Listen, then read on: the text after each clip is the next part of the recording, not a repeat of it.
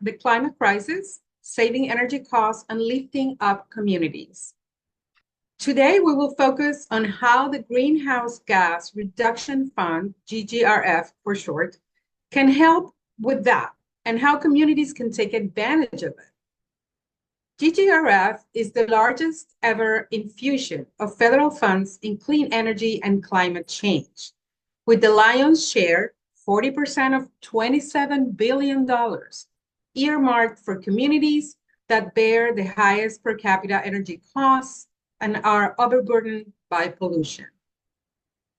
But how much do communities know about the Greenhouse Gas Reduction Fund, or that it is a vital part of and the largest grant program within the 2-year-old Inflation Reduction Act? What energy burdened communities are already mobilizing to receive grants for climate and green energy projects? What are the most energy burdened regions? How can local agencies, including grassroots nonprofits, apply? A panel of experts and local stakeholders will examine the GGRF in depth and explain how this historic investment can reduce household energy costs and uplift working class and poor communities. To talk about all this, we have a fantastic panel. David Wodowski, Director of the Office of the Greenhouse Gas Reduction Fund at the U.S. Environmental Protection Agency, EPA. Shalanda Baker, University of Michigan's first Vice Provost for Sustainability and Climate Action. Evie Bowman, Director of Community Implementation of Rewiring America, an organization that is part of the Power Forward Communities Coalition, which received a grant from the GGRF. Rosemary Jones from DeSoto, Georgia. She's a resident there, and she manages the project for Vitalizing DeSoto. We had a guest that had to pull out at the last minute, Reed Hunt of the Coalition for Green Capital, due to a family emergency, but in his place, we are happy to welcome Jessie Buendia, who is the Chief Impact Officer of the coalition and speaks Spanish. So you can interview her too, if you speak Spanish. And Crystal Cornelius, President and CEO of the Owista Corporation.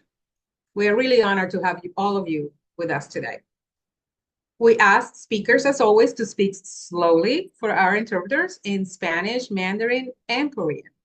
And we ask reporters to enter questions in the chat, which we will address following each speaker as time allows. Our speakers are also encouraged to answer questions throughout the conference in the chat if you're able to. As every week, we will send the video of today's briefing and expanded bios with contact information for each speaker to all participants later today. And we will post that video as well. And with that, we are happy to welcome our first speaker, Mr. David Wodowski. David, the stage is yours. Thank you so much, Pilar, and thank you, everybody, for the opportunity to speak with you today and to address you with you and talk about the Greenhouse Gas Reduction Fund. And thank you, Pilar, for mentioning that we use GGRF for short, because it could be a mouthful to say that repeatedly. As Pilar mentioned, the Greenhouse Gas Reduction Fund was established by the Inflation Reduction Act of 2022 and is a historical $27 billion program to mobilize financing and private capital to meet the urgent needs of our country. Number one, to address the climate crisis. Number two, to ensure our country's economic and energy competitiveness. Number three, to promote energy independence. And four, and what we'll talk about quite a bit today, is to deliver lower energy costs and economic revitalization to communities that have historically been left behind. Now, as Pilar also mentioned, GGRF is the Inflation Reduction Act's single largest non-tax investment in communities historically left behind and overburdened by pollution. The way that EPA is implementing this historic program to provide financing capital across the country is through three distinct but connected grant programs. Our $14 billion National Clean Investment Fund, which is a national lending program, our $7 billion Solar for All program, which focuses on state-level programs to support residential solar and solar storage, and our $6 billion Clean Communities Investment Accelerator Grant Program, which is oriented around community lending for hundreds and hundreds of community lenders across the country to provide the capital for the work that we're going to be doing. All three of these GGRF grant programs provide financing capital to grantees and subgrantees, and our grantees use that capital to finance a variety of projects from clean and renewable energy like solar to energy efficiency in buildings to switching to electrical appliances and systems to zero emissions transportation like cars and trucks and potentially much more. The good news is that EPA awarded all $27 billion of our grants last month to 68 grantees across the country. And these grantees are focused now on putting that money to work, especially in communities that need it. So a little bit of a background over the overview of the structure of our objectives of our Greenhouse Gas Reduction Fund. One is that we have three major objectives for our program. One, not surprisingly, given our name, is to reduce greenhouse gases and other air pollutants. Number two, to deliver benefits to communities, especially those left behind. As Pilar mentioned, at least 40% is earmarked for work and projects in communities that have been left behind that we call or we categorize as low income and disadvantaged communities. The purpose is to not only reduce energy burden, which can be 3 times and as much as 10 times higher as a proportion of income in low-income disadvantaged communities compared to the rest of the country. It improves health through reducing greenhouse gases and other pollutants. And very importantly, it provides opportunities for wealth creation and opportunities for businesses in those communities to participate and seek financing for these projects that will benefit the individuals, the communities, and the businesses that will host these projects. The third major area, in addition to greenhouse gas reduction and delivering benefits to communities, is to mobilize private capital. And it's a very important element of our program to mobilize private capital markets to enhance, accelerate, and amplify the funding that we're providing through the Greenhouse Gas Reduction Fund financing. This allows us to provide and catalyze or grow a sustained and sustainable clean energy ecosystem far into the future for our children and our children's children. That's going to be so important to our clean energy future.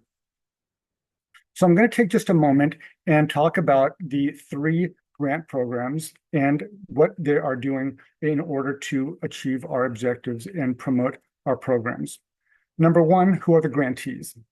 In the National Clean Investment Fund, our national program for lending, we have identified 3 grantees, and we are lucky to have a member here to talk a little bit about their program. That includes the Coalition for Green Capital, Climate United Fund, and Power Forward Communities.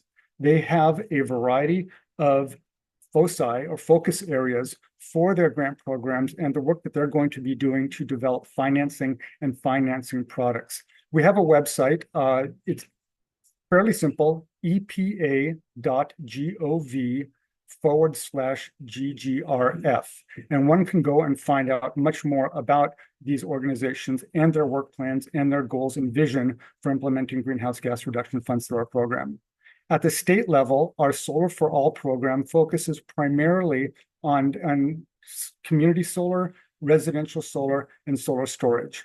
Under that program, we have, as I said, $70 billion placed and 60 grantees across the country that are going to be working at the state level so that communities, individuals, community organizations, and businesses that are seeking opportunities to finance solar can reach out. You can find the contact information for those 60 grantees, again, through our website. And it's an opportunity to reach into and put together financing programs and packages to support solar and solar storage and residential solar. The third program, our Clean Communities Investment Accelerator, is a program that provides $6 billion to 5 grantees, including grantees that support community credit unions, community loan funds, Native community development institutions, CDFIs, and a host of other types of organizations that are providing community lending to meet the needs of those communities. Now, these last two programs I should mention, the Clean Communities Investment Accelerator and Solar for All, 100% of the funding for those two programs, $13 billion, is going to focus and is solely focused on the needs of low-income and disadvantaged communities. Now, so the projects that are funded with that money are going to be focused, as I said, on meeting the needs of low-income and disadvantaged communities. For the Clean Communities Investment Accelerator, so that's more than 100% is a whole lot more than 40%. Under our National Clean Investment Fund, they are expected to meet at least 40% of the project funding in low-income and disadvantaged communities. But we're very fortunate that our grantees and the applicants that were awarded the grants are not only focused on meeting a minimum of 40% of the projects being funded in low income and disadvantaged communities, but more than 60% of that funding is going to go for projects into those communities.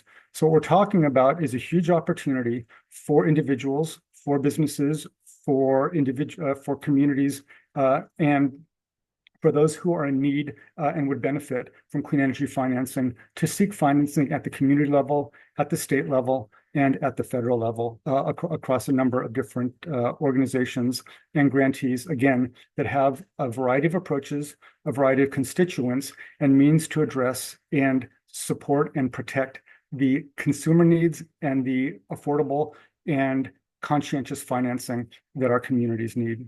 So with that, there's a lot more we can talk about. We have other speakers to talk about our program as well, but I just wanted to give you some insight into what our program is, where it is, who's doing it, and how to get in touch with those grantees that now are putting, as I said, $27 billion worth of clean energy financing to work across the country. Thank you so much. Thank you, David, for that overview. Of course, with such a large program and project, we have to go into a little bit of detail in order to figure it out. But we have a couple of questions that I think are relevant. Sunita, do you want to ask your question? I don't know which one. You have two questions. So which one? Yes, David, how do you identify the communities that receive funding, the grantees? Are there basic metrics that you look for? Yes, so we have 5 different methods for identifying low-income and disadvantaged communities, and we describe them in a fair amount of detail on our website. So the White House Council on Environmental Quality put together what's called the Climate Environmental Justice Screening Tool. People affectionately call that CJEST, and that is a mechanism that uses census data to identify and various metrics and demographics to identify and map to low-income and disadvantaged communities.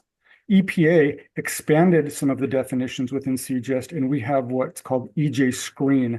And so for a number of the grant programs at EPA, we're using EJ Screen as a supplement or a complement to the CJEST program. We also have definitions that can include income and other demographic information that would allow a community at a census tract or census block to qualify as low income and disadvantaged. We have another criterion or a method of determining low-income and disadvantaged communities, depending on the amount of affordable housing in that area. And lastly, we also identify members of tribal communities as eligible for funding, including Indian lands, but also enrolled members of federally recognized tribes, irrespective of whether they happen to live on tribal land or tribal managed land. So there's 5 different methods and mechanisms, and one can go onto our website and find out more about the details of how those are determined. Thank you. Henrietta, you want to ask your question?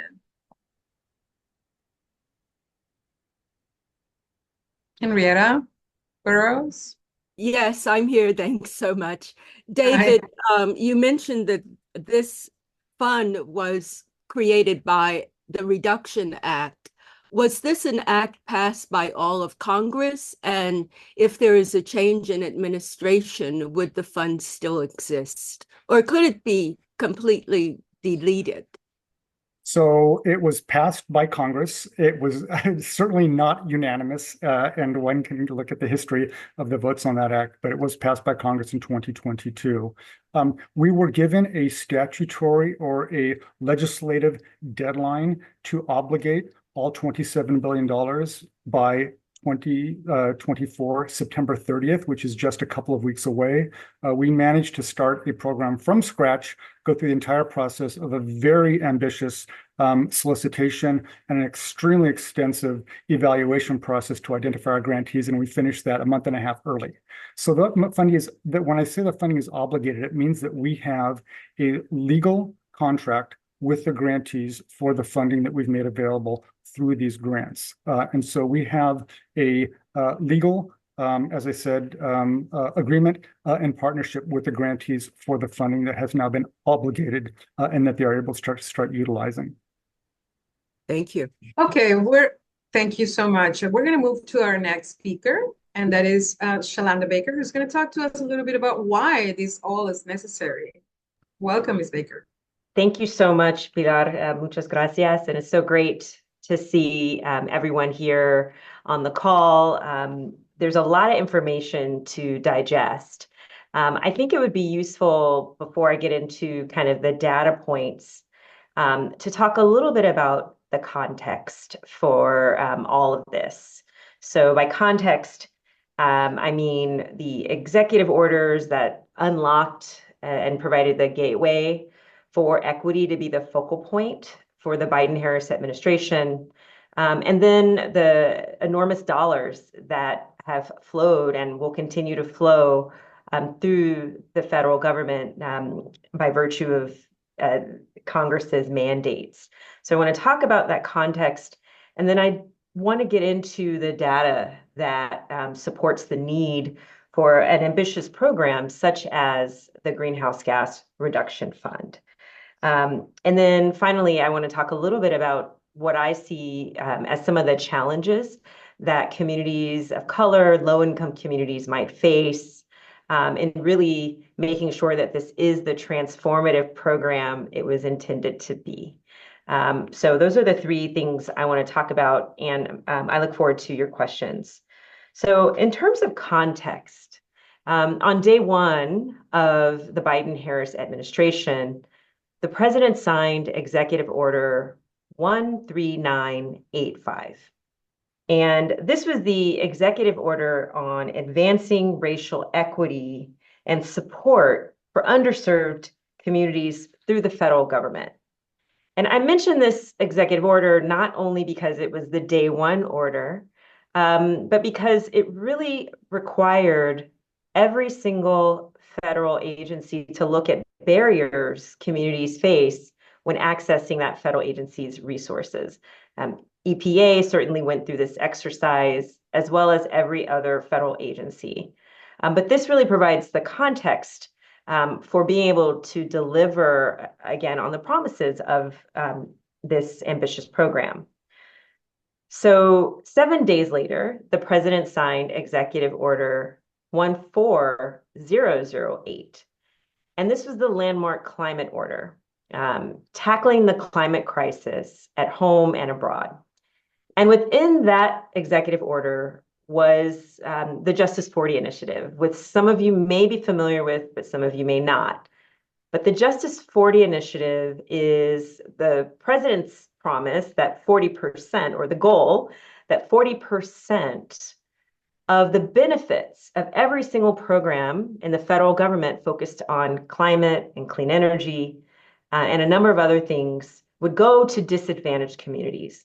And so these two executive orders and the Justice 40 initiative are really kind of foundational pillars to what has been happening in the Biden-Harris administration. As you all know, within about 2 years, the Congress authorized over $1 trillion of spending for climate and clean energy, first in the bipartisan infrastructure law, and second in the Inflation Reduction Act, which was signed by the president in August of 2022. So the Inflation Reduction Act is where the Greenhouse Gas Reduction Fund lives. Okay, so again, a $27 billion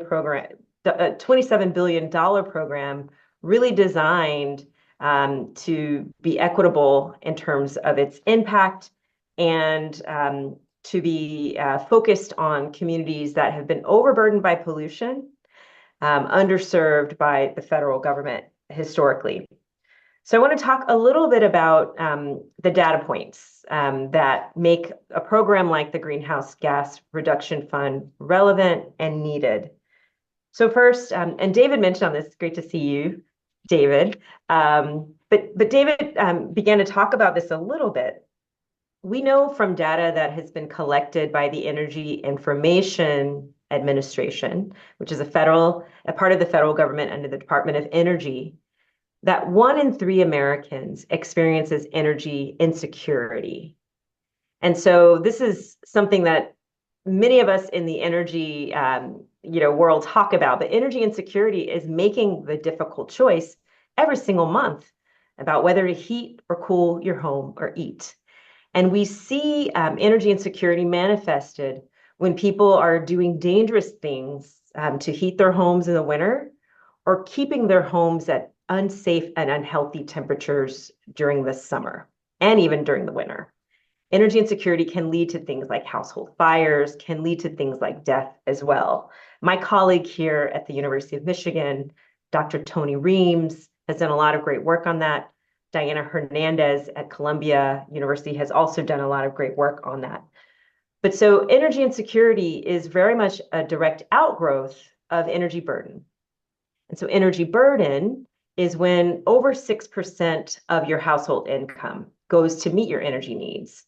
And in the literature, we say you're energy burdened when you're paying more than 6% of overall household income to meet energy needs. And so why is this important for something like the Greenhouse Gas Reduction Fund?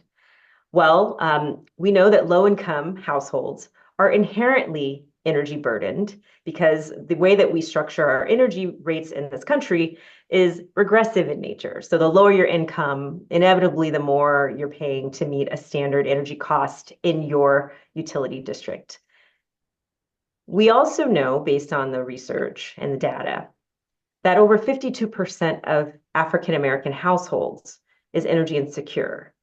And recall the dangerous things I mentioned about coping with energy insecurity. So over 52%, over half of Black households in America experiences energy insecurity, and around 47% of Latinx households experiences energy insecurity.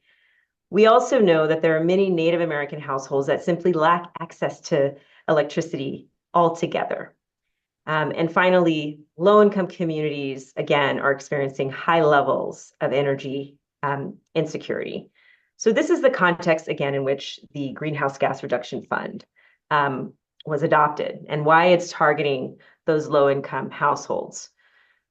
We also know, moving to environmental injustice and environmental harms, that low-income communities of color are more likely to be in the shadows of fossil fuel generation. They're more likely to have some of the health impacts related to living around fossil fuel generation.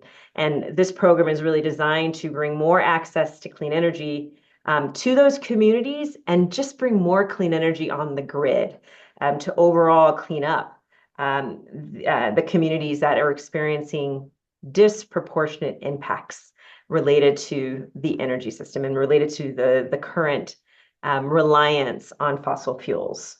So low-income communities of color, and particularly Black communities have a higher concentration of fossil fuel generation in their communities. And so, again, pointing to the clean energy transition, we know from recent studies that the clean energy transition also has been inequitable in terms of how it's rolled out. So if you are a white American, if you're a white American in a majority white census tract, you're more likely to have access to rooftop solar than a Black American of the same income level and of the same home ownership status. So our solar transition has been inequitable to date. And this has fallen along racial lines. So those individuals who live in majority Black and brown census tracts are less likely to have access to rooftop solar. And so this is based on recent studies over the last several years. Let's see, what else should I share? There's so many data points here. I think also just emphasizing that access to capital is still a challenge. And, the legacy of redlining lives on, and focusing on bringing capital into those communities that have been harmed by the energy system, that are low income, is still an important thing to do. And then finally, an opportunity that exists within the Greenhouse Gas Reduction Fund is the opportunity to facilitate community ownership of energy assets, which is also one way for communities to gain economic opportunities through the energy transition. So those are some of the data points, and I know I don't have a ton of time. There's so much that people want to talk about, but the last thing I will just share relates to some of the capacity challenges. And David kind of alluded to this as well, but this program, the Greenhouse Gas Reduction Fund, is really designed to bring new capital into communities. It's also meant to open up new markets. So again, those markets that have already been left behind in terms of the renewable energy transition.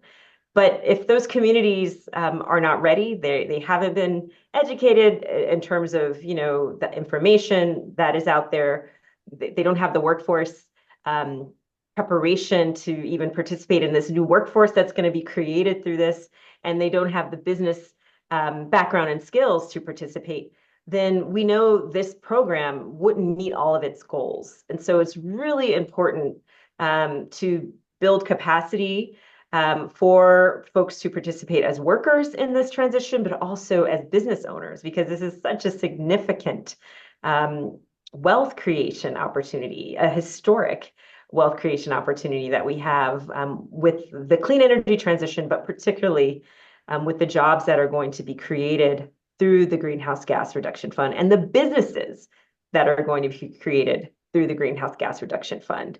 So we have a phenomenal opportunity. I think the research is clear that there are certain communities that continue to be left behind and burdened by the energy system and left behind as we transition. And so this program is very much designed to address some of those issues. And so that's all I'll share for now. And I know we'll open it up for some questions. Yes, and I do have questions for you. How do you think the fund will even out the disparities in terms of energy insecurity? And is there an example or that you can share with us that you're excited about? In what way? Something that can brings it to reality for us, for reporters. Yeah, I mean, this may be a good one for David, but the way the program is designed is really focusing on the planning aspect, focusing on those who've received these awards, talking about how their program will impact the communities they hope to serve. I think we'll see in a couple years really how much of a deep impact the programs are making in certain communities. The Department of Energy collects data on energy insecurity every 5 years or so. So the next survey is 2025. I think probably the 2030 survey of household energy consumption will really paint the picture regarding impact. But I know universities like mine are also going to be chomping at the bit to really get a sense for where communities are being impacted in a positive way from these investments like the Greenhouse Gas Reduction Fund. But I don't know if there's anything more specific, David, that top of mind that you would want to share. Otherwise, I can continue to answer the questions that are coming through. I would just mention that first of all, we are doing what we can to work with other organizations, both in the federal government at the state level and with organizations that represent communities and types of communities around the country. We have 35 people managing this $27 billion grant program. So we really depend to a large extent on our grantees, and we're going to hear from some of them very soon about their approaches to outreach, community education, and individual education. We rely on universities like the University of Michigan and Dr. Baker to spread some of this information. There are other federal agencies, Department of Energy, Small Business Administration, Housing and Urban Development, when we start talking about buildings that can make a difference and have outreach systems. we really depend, people say, it takes a community. When we talk about being able to identify, understand, deploy, and being able to utilize the funds that are available, we rely on a large number of partners, stakeholders, and supporters to get the word out. And you're part of that. Everybody on this call who's in ethnic media is such an important element for bringing the story to people where they live, in the language that you speak, in the context of your culture. And we do want to try to support that. And if there's things that we can do to help provide information, answer questions, provide insights, we are more than happy to do that. We see it as such an important part of our mission. And this is exactly why we're having this meeting, and we hope that we will have more in the future. And we're now going to the ground to talk to some of the organizations and people that are actually helping, that will be helping to implement this fund and these opportunities. Organizations that are already on the ground doing this work, that were granted this money, but before they were granted this money, they were already working out there with communities. So Evie Bowman, she's Director of Community Implementation of Rewiring America. And she's also accompanied with Rosemary Jones from DeSoto, Georgia. She's a resident there, and she's the project manager for Vitalizing DeSoto. Evie, do you want to start giving us a little bit of context, and then we'll watch a little video to explain what's been going on in DeSoto, which is a small town there in Georgia, and then Rosemary is going to talk to us about some of the cases, some of the people that she's been meeting out there, what's been happening on the ground. Yeah, happy to. Thank you so much for having us. Again, my name is Evie Bauman. I work at the nonprofit Rewiring America, and we're so glad to be with you today. Thank you so much for organizing this session. And just to echo what David said, I'm so glad that we're meeting and that hopefully this is the first of many conversations. Today, I'm going to give a quick introduction of the organization Rewiring America and the Power Forward Communities Coalition that we're a part of. And that coalition is one of the recipients of funds from the Greenhouse Gas Reduction Fund. Then it will be my pleasure to hand it off to my colleague, Ms. Rose Jones, to share a few of those stories about our work to bring clean, efficient electric appliances to her community of DeSoto, Georgia. And we really hope that those stories that she shares today are ones that are going to be made possible and replicable throughout the country using funds from GGRF. So I'm also going to share my screen to guide the conversation. Can you see it okay? Yes. Great. So first, just quickly, Rewiring America, we are a nonprofit that was funded in 2020 with the mission to electrify everything for everyone.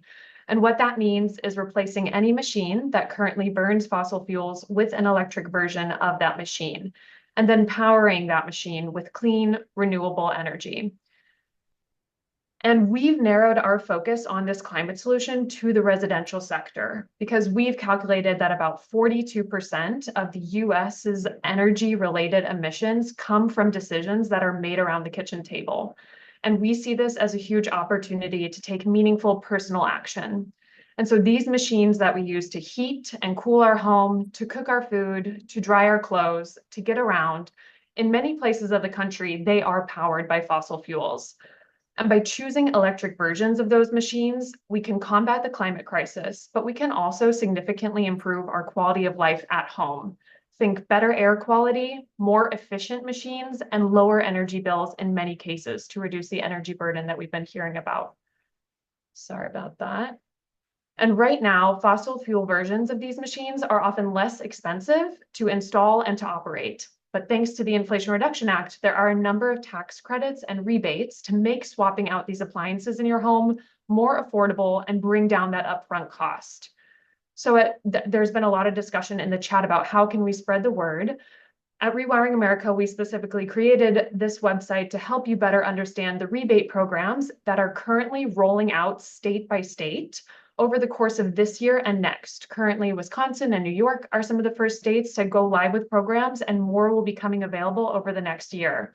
And you can learn more about those by visiting our website and the savings calculator that we created here. However, even with those tax credits and rebates, making home electrification more affordable and the upfront cost of those machines is still going to be out of reach for many, many households. And that's why we partnered with 5 other nonprofit organizations to form a coalition called Power Forward Communities.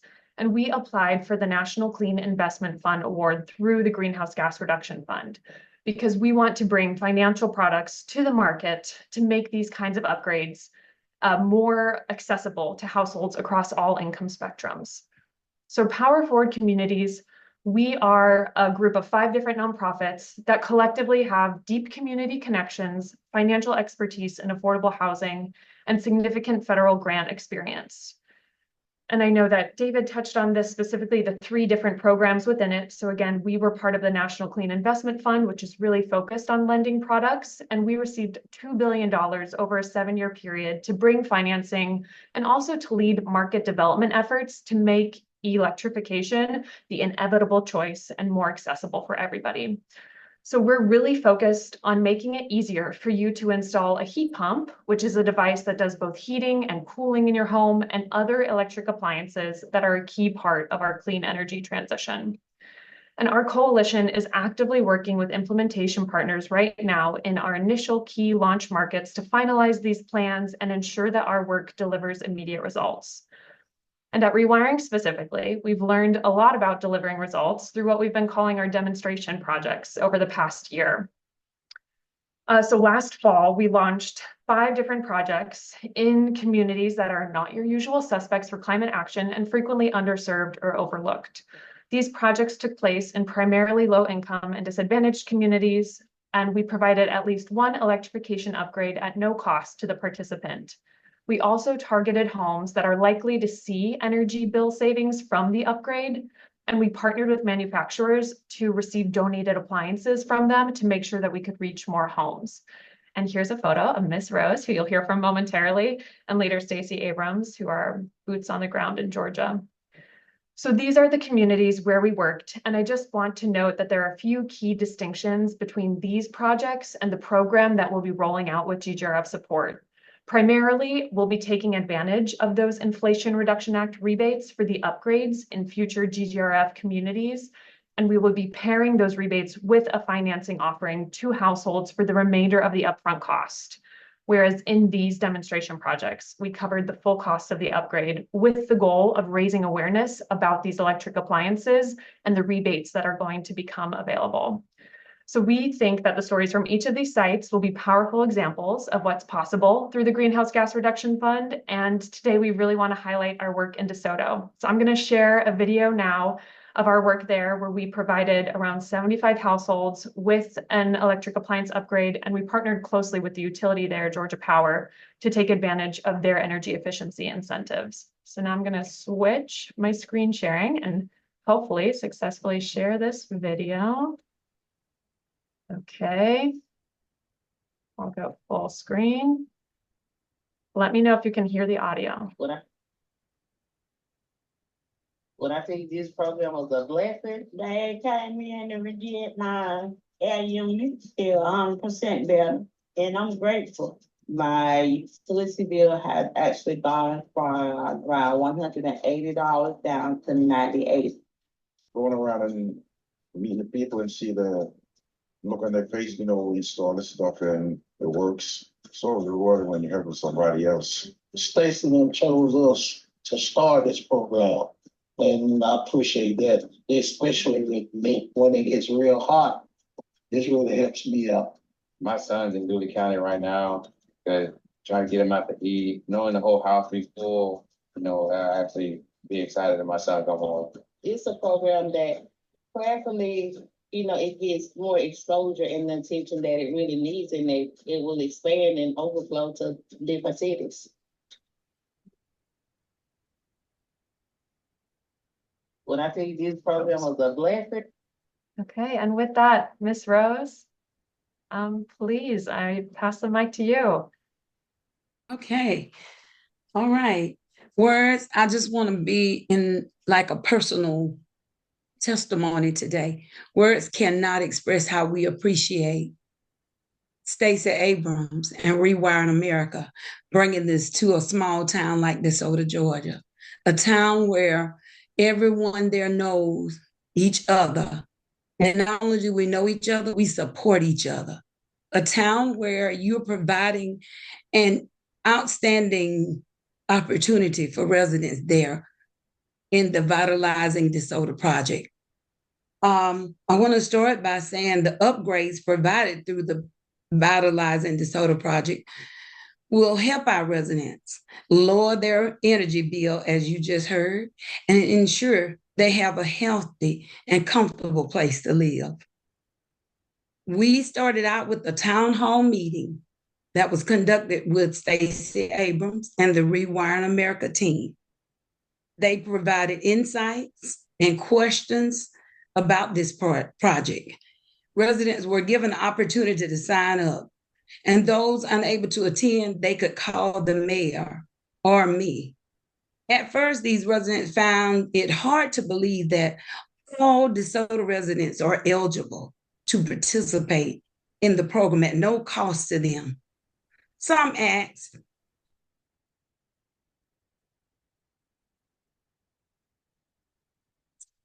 We're having problems with the connection there?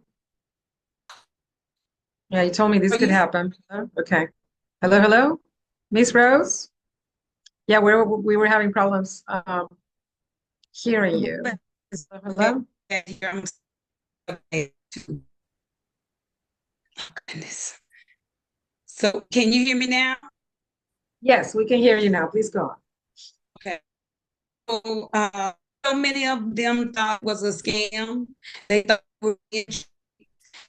there would be call foreseen answers, and they just found it too hard to believe someone was being this generous. Vitalizing Soda Project launched in October of 2023. We had 7 households signed up, and EXA filled the air, equally for those who were not financially able to repair or replace their broken units. I want to share with you that many low-income rural families lack the financial resources to replace broken or inefficient appliances. For example, one resident did not have an AC in his home. He struggled to fill out his paperwork. He could not come to the city hall to sign up because of transportation issues. I made a home visit to encourage him to participate and complete the process with him. After gaining his trust, he would leave his home in my care while he was going to work. Now he's cool and comfortable. He received a heat pump cooling and air conditioning unit. Another homeowner, a widow, who faced challenge after challenge, was unable to replace her broken water heater. She had been boiling water for 2 months. So many families face the same challenges. Something breaks, and you can't afford to no solution at all.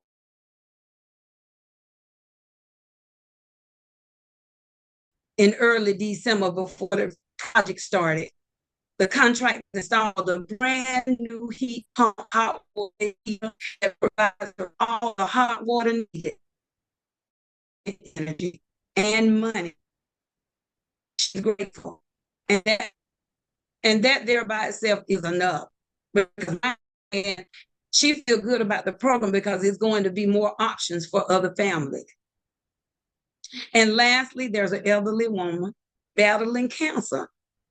She will no longer have to come into her home, her double wide trailer with 5 rooms, cooled only by 2 window units, because she has received a heat pump cooling and heating unit. I got a call one night very late. She called and she said, "I'm freezing." Because guess what? She didn't know how to operate her thermostat. I realized that Vitalizing DeSoto has turned into a marriage. And I'm like Roosevelt. People don't care how much you know until they know how much you care.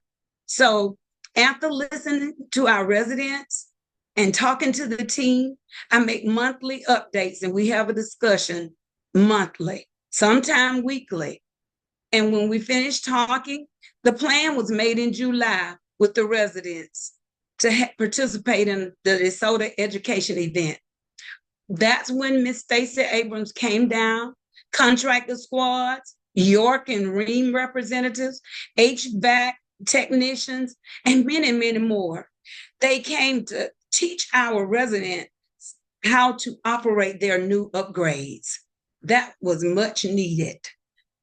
The purpose of this program is clear now. And I know I can express for them to Stacey Abrams and Rewiring America. They want to say thank you for ensuring that the rural communities have received this support that they need to thrive. They are reducing their financial burdens. They're providing no upfront cost to rural families. They're helping them replace broken equipment in their homes. And I'm just proud to be a part of this team. And I can truly say that because of this project, everyone walks away a winner. Thank you, Ms. Rose. Thank you so much for sharing the stories and your experience working with your own community there in DeSoto, Georgia. We're gonna move on in the interest of time to other speakers, but please stay around because you may get questions. And also look at the chat just in case you can answer any questions there.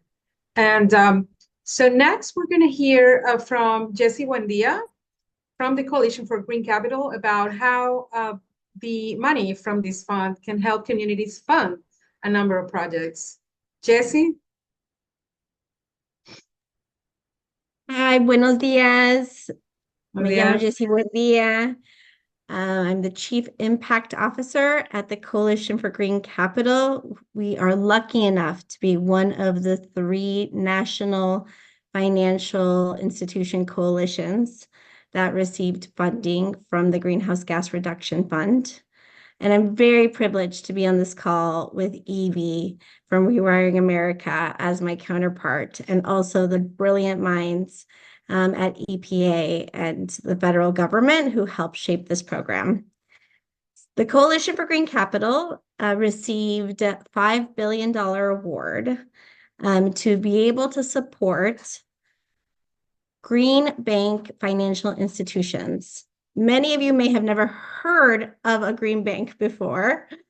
A green bank is often a financial institution that was legislated to exist. It could be a public or nonprofit organization with the mission and goal of helping drive down greenhouse gas reductions, which for many of you include a lot of different kinds of gases, so carbon being one of them, the other pollutants being others.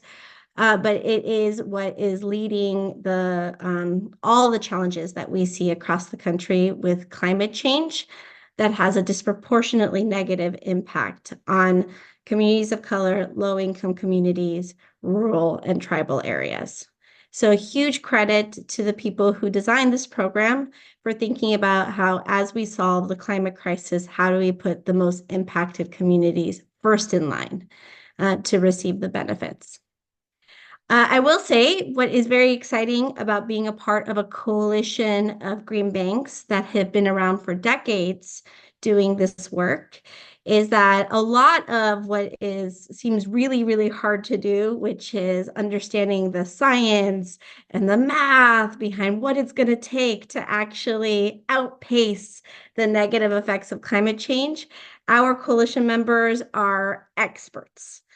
What I think is a huge opportunity is taking that incredible technical expertise, especially in the environmental and also financial space, and applying it to all of the incredible knowledge and experience that communities and community leaders, like the one we just heard from, have around how this actually can work in communities who have been historically disinvested in. And so our goal through these $5 billion is to create a national network of green bank institutions who are going to build together a clean power platform that is going to outpace fossil fuels and bring renewable energy to all communities across the country and ensure that the benefits, both economic and health benefits, come to the most disadvantaged communities. According to, again, you guys have had so many good questions about who is a disadvantaged community, who qualifies, and there are a lot of different measurements. But I will say many of the communities as ethnic media that you serve are likely to qualify for these benefits. That's why you're so important to the work that we do, because we know that in order to do this work, any kind of hard challenge needs trusted messengers. And that's what your media organizations and opportunities are. So there was a question of who should be involved. You should be involved. You are a very important partner to all of us. I will go ahead and say we have what makes Green Banks also unique historically, besides its very specific mission to reduce greenhouse gas emissions, is that they are really thinking about how this cannot be solved only with the public sector investments. So many of you have heard us say things like billions of dollars, and you're like, I'm used to working with like hundreds of dollars, maybe thousands of dollars. These people are saying billions. I'm going to throw out and scare all of you with the fact that climate change is actually $1 trillion problem. And so our down payment that our federal government is making right now with these $27 billion is to help catalyze investments from the private sector that could actually then help communities make this really important transition into the clean power platform. And our goal in being able to do that is to really understand what is holding the private sector back from making these investments. You heard from Dr. Shalonda Baker about some of the legal barriers that existed to why financial institutions didn't serve our communities. Well, those legacy systems continue to exist. And as you create new financial institutions, even ones that are dedicated to doing something good for the world, like creating cleaner energy and bringing healthier communities and more job opportunities, can still be inhibited by the same financial structures that have left people out. So it's very important for us that we really do make investments, and our national coalition, so the Coalition for Green Capital that I represent here, is really thinking through that as our subrecipients and our green banks that are representing both state and local communities are on the ground, partnering with EV, doing these incredible work that have, very much consumer-facing opportunities, that we are actually trying to solve some of these other problems, which is how do you transition when, if EV's team is successful at electrifying everything in your house and getting you guys to actually, not you, but, the recipients of the media tangibly benefit, how do we make sure that when they plug in to those systems, the utilities actually have renewable energy portfolios that are going to be able to then fund that clean energy support and disincentivize fossil fuels, which is a lot of dirty energy that have a lot of really negative, you guys had Cancer Alley, incredible negative impacts on the communities. How do we get them out of the business? And so for us to be able to then work with utilities at that larger level, it's very important.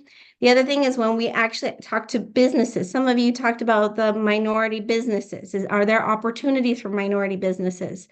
Absolutely. In order for us to make this transition across the country from one bad fossil fuel source to one clean energy fossil fuel source, we actually need to retool all the workforce. We need to make sure that business opportunities are being created. I'm going to tell you a secret, which is that if you are a community, a business, or you have businesses within your community who know disadvantaged communities really well because you love them, you're from them, you understand how they work, you would see them both as citizens but also as consumers, you're going to have a leg up in this economy because we are being asked to not serve the easiest customers to serve, who often are the people who have the most money, who have the most infrastructure, who have the most voice. We're being asked by the EPA to serve the people who've been impacted the most by this process. And so people who have the knowledge of being able to, and also wisdom of knowing how to deploy standard technologies that have been proven in the field, but being able, the novelty is to deploy them into these new markets. This is a huge opportunity for you. Oh, yes. Oh, yeah, absolutely. Yes, thank you. So I'm obviously happy to share more about this work, but I want you just to be taking away from this that we are very eager to partner as a collection of now financial institutions to be able to serve the needs, again, of the communities that you all serve also. Thank you. Thank you so much. And we're going to move on to the last speaker, and then we can have a round of questions. And that is Crystal Cornelius, President and CEO of the Owista Corporation. Crystal, welcome. Thank you for waiting. Oh, no, you're fine. Bonjour, Nina Nishna Beakwe Mekanakwajush Kanagandunji Mashkude, Vijiki Ekwe Dijnakash. I just said and greeted you in my language. Hello, my name is Crystal Cornelius. I'm from the Turtle Mountain Reservation, and it's a pleasure to be here. So a little bit of what I'm going to talk about today and Owista's role is being a recipient of the GGRF funds. A little bit about Owista. We are a native intermediary CDFI. That acronym is Community Development Financial Institution. And for those that don't know what CDFIs are, there's over 1,200 CDFIs within the United States. And these institutions were created under the Department of Treasury, so they're a literal program under the Department of Treasury, and their intent holistically is to be a building block and a source of safe and affordable capital and technical assistance for those individuals, communities that don't have access to mainstream capital. So for Indian country, which is a broad term, we have 574 federally recognized tribes, 60 state recognized tribes, 30 unrecognized tribes, and great populations of indigenous individuals in Alaska and Hawaii. So when we look particularly at these programs, and quite a bit was allocated to assist tribal communities. A majority of our tribal communities throughout the United States and our populations are in rural communities. Rural communities on a myriad of measures don't have access to capital, clean energy, or are the last to be served in many measures. So as we look at the greenhouse gas initiatives, CDFIs are going to be, throughout the United States, and there's a CDFI in every state within the United States, major deployers and partners within this measure. So that's something just to keep note of as, we begin as recipients to roll out programs. Particularly Owista, we were awarded a Solar for All program in the amount of $156 million. Our intent with that program is to potentially serve 20,000 residential households throughout tribal nations, and also have a focus, a smaller focus on community solar projects, which in layman's terms really are helping create those energy sources that can be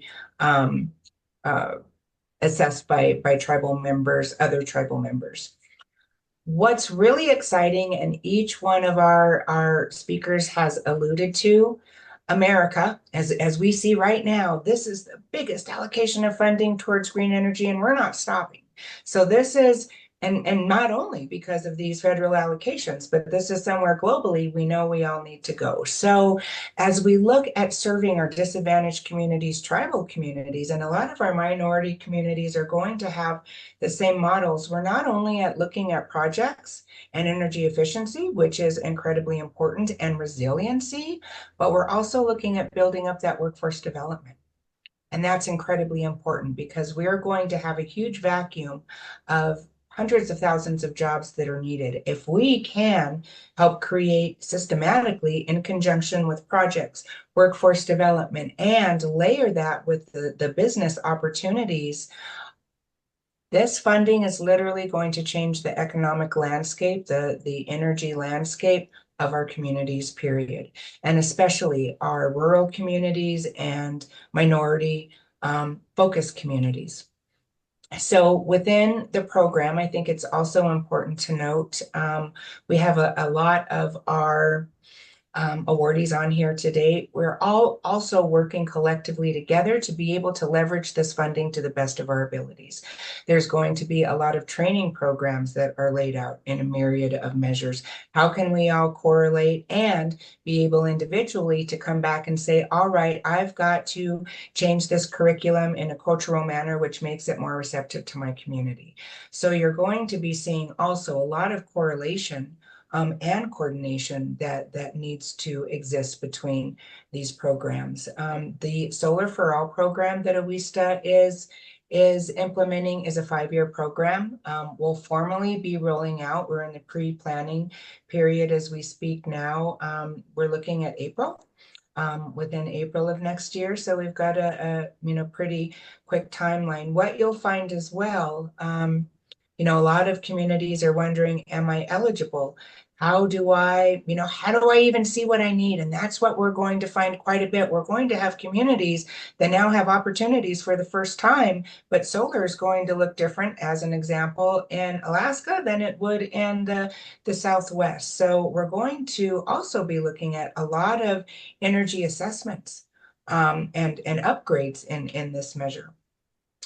On another note, AWISTA, we are also part of a larger coalition who was awarded the CCIA funding, again, the Clean Community Investment Accelerator, and we are a member of a coalition that is named the Justice Climate Fund.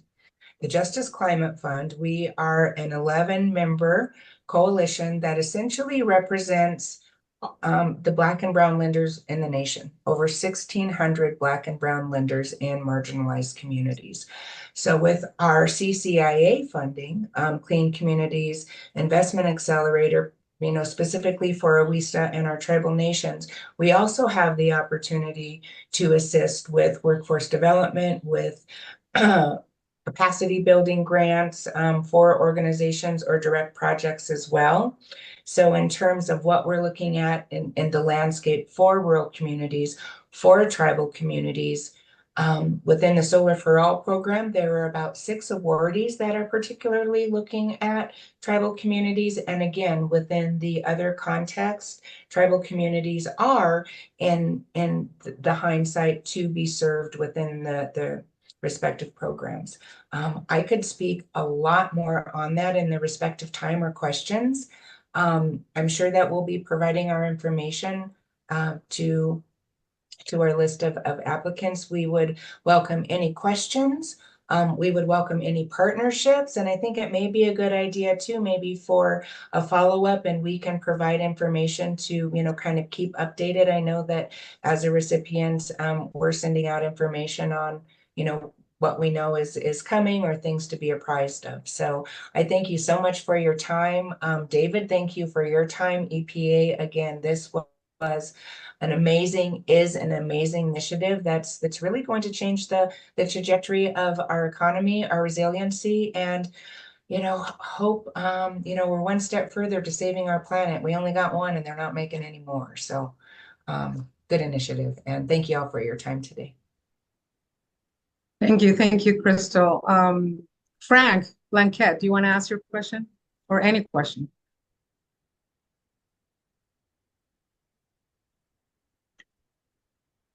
Frank? Hi, sorry, I was having trouble unmuting myself.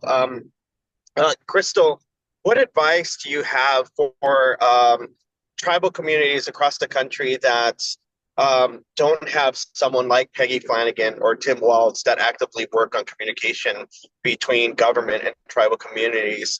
What kind of advice would you have for them as they try to take advantage of such programs, but they might not have a trusted face to deal with as a to offer advocacy for them or information for them for these programs? That's a great question. And I would say as all of the awardees are vamping up, we all have community engagement plans.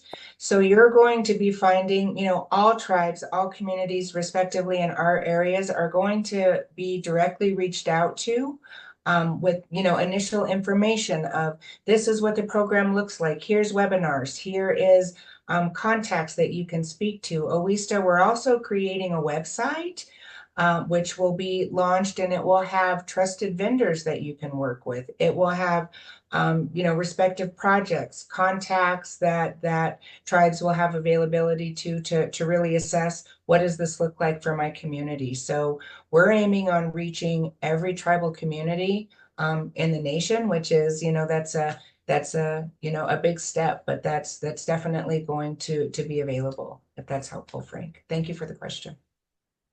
There were many questions in the chat. Many of them have been answered. Gia was asking about Asian communities. Gia, do you wanna ask your question, and then we can just open it up for anyone in the panel to answer. Gia Young. Sorry if I butchered your name.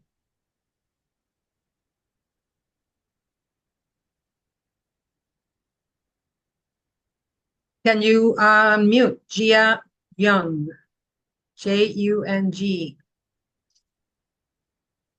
Okay, I'm gonna read her. Hi. Okay, Yes. good. Thanks so much. Yeah, I was just asking that whether in your outreach or your work you've run across any initiatives, organizations, or entities that have been also notifying Asian communities of this, because what we suffer from is many different groups, a lot of language access issues, but also many specific subgroups that have been living just completely uncounted or unaddressed in areas of relevance, I would believe. And so as someone in ethnic media at Asian American News, which is an outlet trying to serve national audiences, I'm just curious genuinely how you've done outreach to that community, or if you're looking to connect, or how they are going to be able to access this information for their communities too. Anyone who can answer that?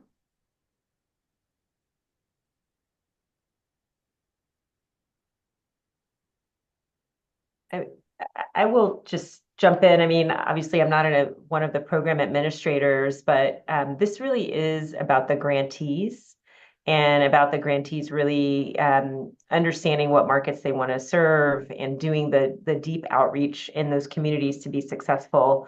As Jessica mentioned, I mean, the low-hanging fruit has already been picked.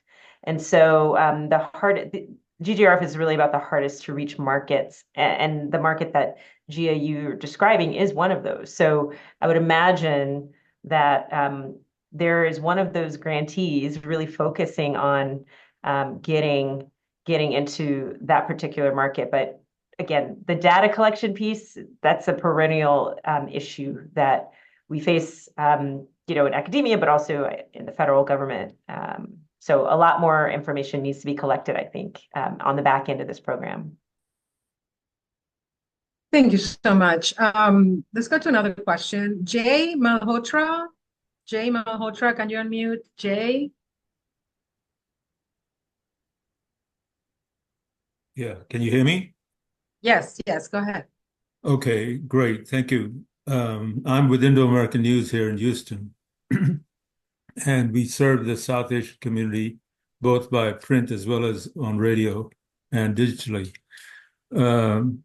So I'm a little confused. When did this program start? It seems like it started just quite recently. Is that right? Well, it was, this is David. Yes, it was, there was not a pre-existing program before it was funded under the Inflation Reduction Act of 2022. And starting from scratch and having the large responsibility to efficiently, appropriately, and effectively allocate $27 billion in funding, it took us some time to get started. So as I mentioned earlier in my comments, as of last month, we have now awarded all of the grants under our 3 programs. And different of our grants and grantees are prepared or preparing to put that money to work. We've heard from Jessica and Crystal, who has two opportunities in 2 different areas. Both the Coalition for Green Capital and OISTA are in 2 different of our programs. So right. some of no, them I understand that.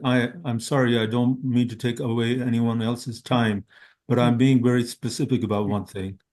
If the program has reached the grant process just recently, and now you're going into the public and the local businesses, et cetera, how much of that information has been disseminated to the communities that need this kind of knowledge?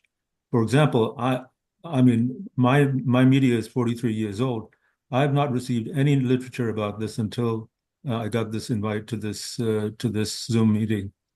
So, is there any budget set aside for marketing to the different communities, other than doing research? University research is great, but it's not spreading the word as much as it should.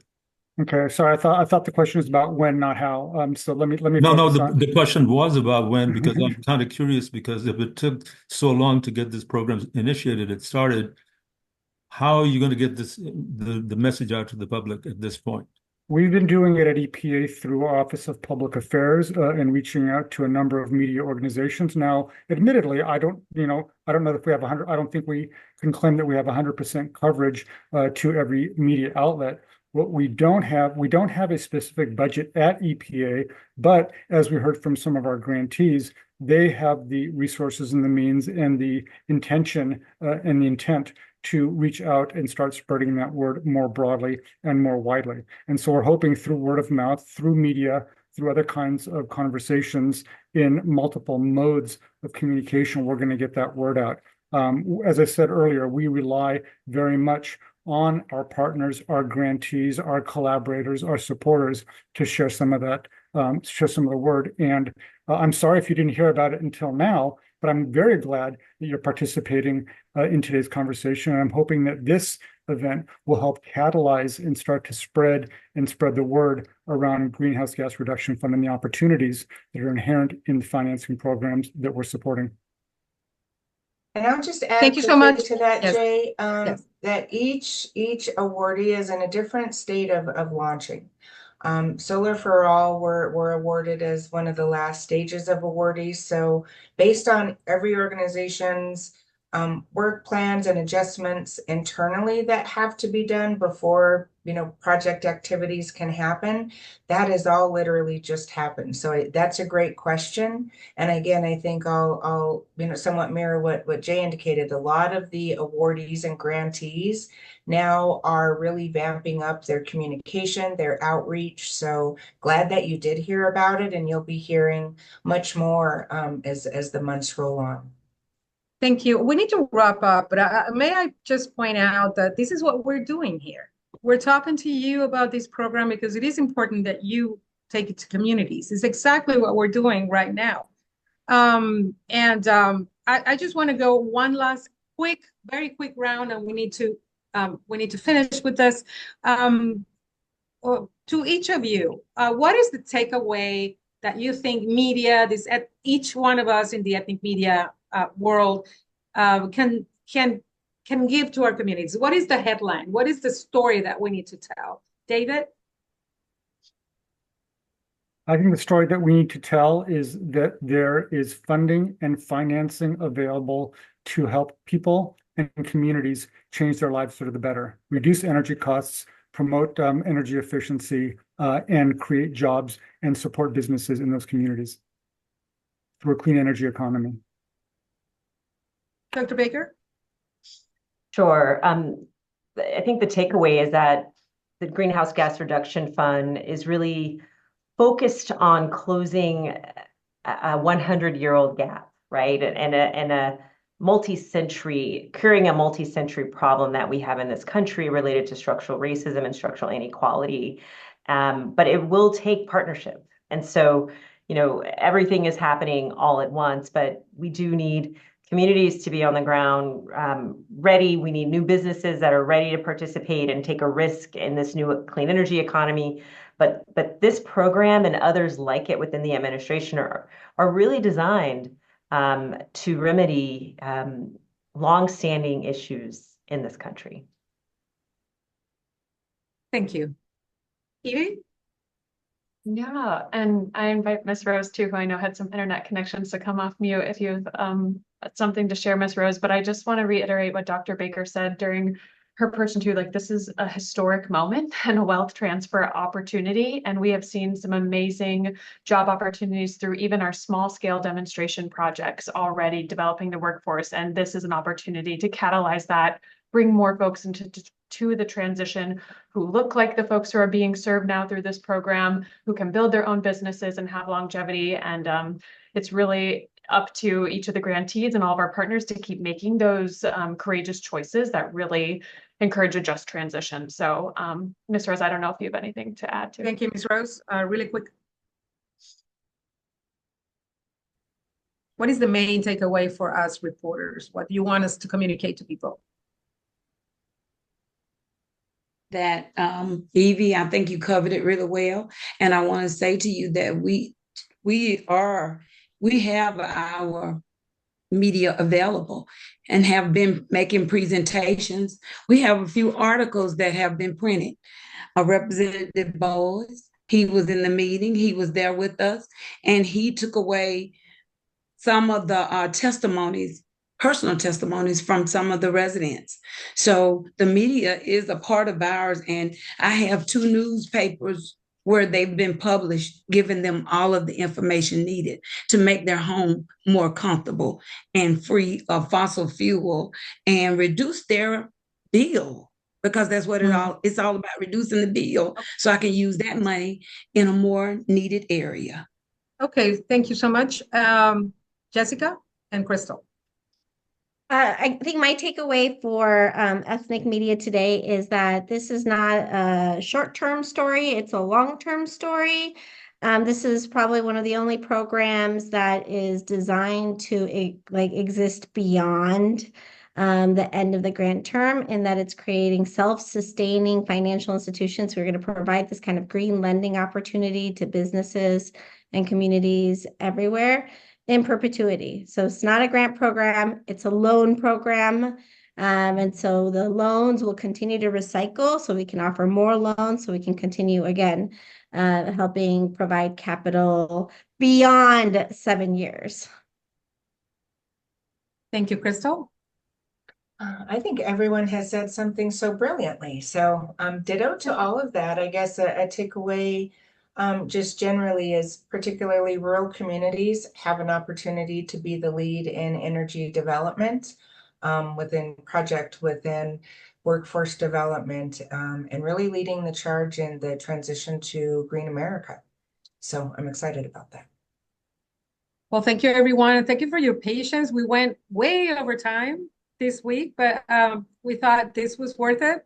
There were so many great presentations that we really wanted to go the distance. And we will have more discussions about this. Please don't hesitate to contact us if you want the contact information for the speakers, et cetera, et cetera. You'll get a video, and of course, we'll publish also an article in our website, et cetera.